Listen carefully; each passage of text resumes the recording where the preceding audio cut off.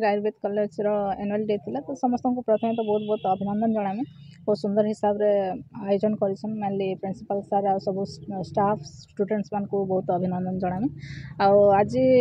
inauguration करा गला गोटे फ्री हेल्थ कैंप चली जेनथरे कि फ्री रे सब पेशेंट्स मान को देखुचन तार छड़ा विभिन्न प्रकार आयुर्वेदिक मेडिसिन सब फ्री रे भी दिया जाउछे केतेटा बहुत सुंदर सुंदर मेडिसिन अच्छे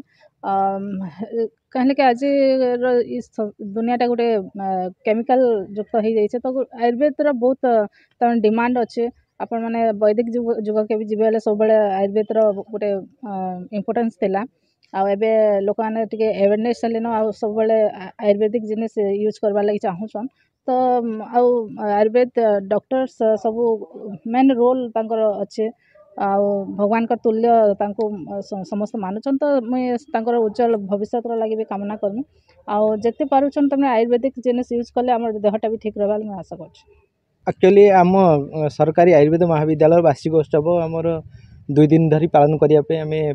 योजना करूँ जोटा कि आज आरंभ हो जाइए 14 और 15 तारिख तेणु आज 14 तारिख दिन प्रोग्राम थिला मॉर्निंग 8 बजे आमर गोटे फ्री हेल्थ कैंप सहित आयु एक्सपो गोटे इनागुरेसन हम जहाँ इनागुरेसन आमर म्युनिसिपालिटी चेयरमैन साहू मैडम आसिक ऑलरेडी इनागुरेसन कर सारी कैंप आरंभ हो सारी एक्सपो आरंभ हो सारी ता सहित आज प्रोग्राम जदिव 2 बजे पर्यंत कैंप चलला आफ्टरनून रे मध्य आमर सी हेल्थ जो वार्षिक उत्सवर अधिवेशन समारोह अच्छी से आमर गेस्ट माने ऑलरेडी आसी 6 बजे रु आरंभ हो ता सहित सेकेंड डे रे आमर गोटे फूड फेस्टिवल भी अच्छी परिप्रेक्षी जहाँद्वारा कि सरकार तत्वावधान आमको देते गोटे ओडिया कल्चर ओडिशा ओडिया भाषा एवं जगन्नाथ संस्कृति उपरे तार समारोह वार्षिक उत्सव आम पालन करूँ